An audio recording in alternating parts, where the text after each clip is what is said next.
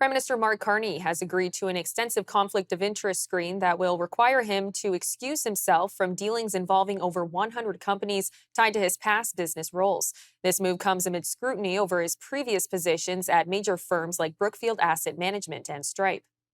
According to a disclosure posted on the Ethics Commissioner's website, Carney has set up a blind trust to manage his assets and established a screen covering Brookfield Asset Management, Stripe Incorporated, and a staggering 100 other companies owned or controlled by them. I'm now joined in studio by our contributor, David Clement, for more on this disclosure. Now, David, I want to start with if this is the right timing of the disclosure. Do you think that this should have happened sooner, or is this the time that it should be happening? So yeah, there's two parts to this. The first is the actual timing of doing it on a Friday, kind of end of day. Mm-hmm. That's really uncomfortably become the norm in Canadian politics. I would say going back as far as the Harper government, where uncomfortable news or decisions kind of get put out at the absolute last minute with hopes that it gets buried and people forget about it by Monday. So that is always unfortunate because this is a big deal. Mm-hmm. This is an unprecedented conflict of interest screening. In terms of the timing, I think you could make the argument that he could have put this forward significant, like let's say during the campaign, and say, I'm going to recuse myself from X, Y, and Z if I were to win the election. That probably would have added more fuel to the fire for both the NDP and the Conservatives, who had been critical of his past business dealings. And so I understand the politics of not doing it. I think nationally would have been a benefit if it was probably done earlier. But I would say the screening and how comprehensive it is supposed to be is a step in the right direction. Especially given the numerous kind of ethics violations that plagued the Trudeau government. And so I would see that as at least some positive step in the right direction. And on the screening, how exactly does the Prime Minister screen himself against making decisions that could benefit those companies? Yeah, so it's carried out by his Chief of Staff and the Clerk of the Privy Council.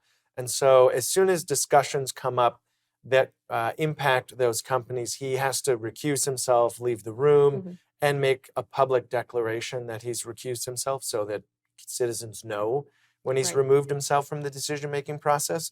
But it isn't a blanket, I have to recuse myself every time something comes up. And so the actual language used here is he can participate in discussions or decisions on matters that broadly impact Mm-hmm. these 100 or so companies, unless those interests are disproportionate to the other members of the class. So it comes down to the word disproportionate. Mm-hmm. And the critics right now are arguing that that is somewhat vague, or we don't really know what that means. And there's a lot of self-policing involved. And where it gets complicated is for some of these, we're talking about major companies, right? So you have a major company who maybe owns aspects of 500 or so other businesses. Mm-hmm.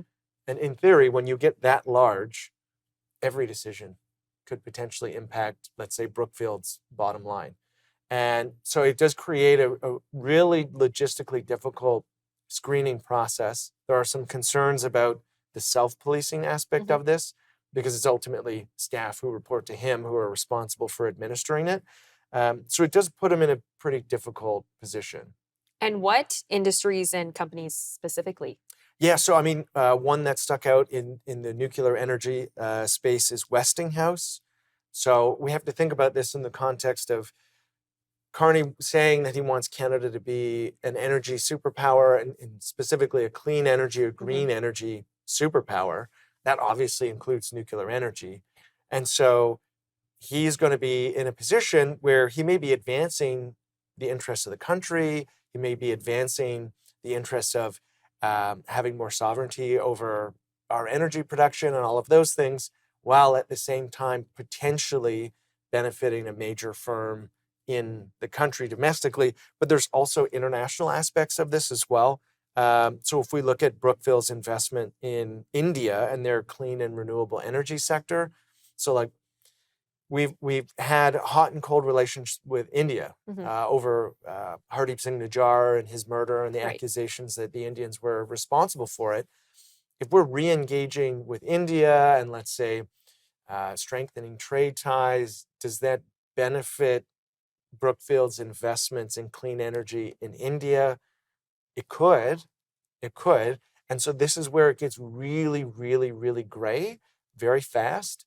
And what the opposition do with that I mean, we'll see, especially when Pierre Poilievre presumably returns to the House after the by-election in Alberta.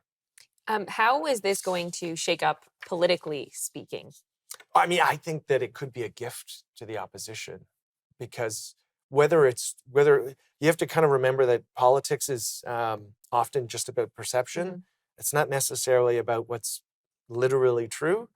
But if every decision the government makes could potentially benefit either one of these big companies or one of the holdings of these big companies, he'll get criticism from both sides of the aisle. The conservatives saying that he's enriching his portfolio, et cetera. And then you could have the NDP when they get their act together and figure out who their leader's going to be, coming at that from the more progressive kind of big business criticism. And so I think long term, it's probably going to be a gift to the opposition because all it would take is to have research staff look at all of these companies and what they do and what industries they are, what industries they're in, and then just highlight every piece of legislation that potentially benefits them, put out a video on social media saying, Carney government did X, he owns, as we know, because he disclosed, businesses in this industry, they're going to benefit. What do you think as Canadians? And you can just turn it into like an outrage machine all the time. Well, we know about Carney's business endeavors because he's disclosed it, but have any other prime ministers been in this position before?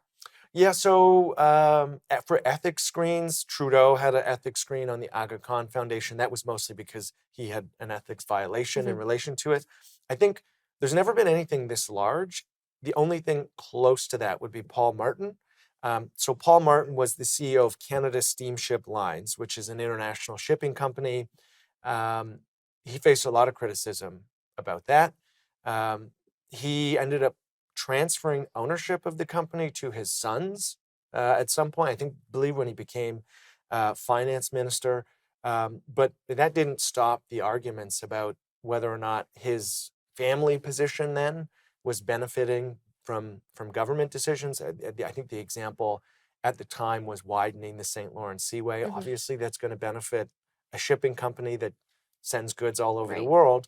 Is it the right thing to do? At the time, you could make the argument, yeah, if you want more shipping traffic, if we're going to be a trading nation, that's a net benefit to everybody.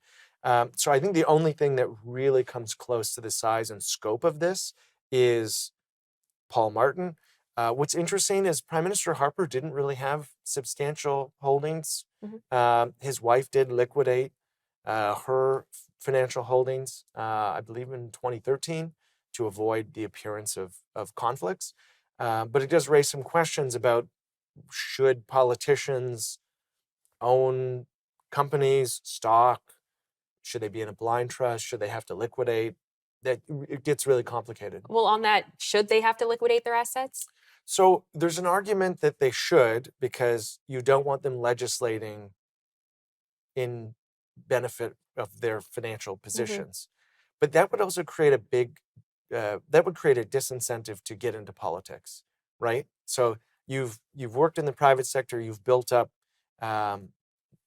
holdings of any type, right? And you're maybe holding them for retirement or extra income, whatever. These are your essentially a form of savings. So to be able to force politicians to have to liquidate everything could mean taking a huge loss, depending on when you bought them. And that may discourage people from entering politics, especially people who have private sector experience that you may want in government. So it's one of those things where there's really no easy answer because if you're going to discourage them from entering politics by forcing them to sell everything, you may have people just opt not to enter politics because it's not going to be worth taking a loss. I mean, in theory, if Mark Carney had to liquidate everything, we would be talking about tens and tens and tens of millions of dollars. Whether or not he would be making a profit or a huge loss on that depends on the day. But that would act as a serious, that would push a lot of people away, and probably push the type of people away. I mean, if you look at the criticism of Pierre Poilievre, was that he'd never really had any private sector experience. Okay, so we want people with private sector experience, but then at the same time, we don't want them to have any of the fruits of that private sector experience when they're in politics. So there's no real easy answer as to how to get around this. Well, David, thank you for the time today. Thank you.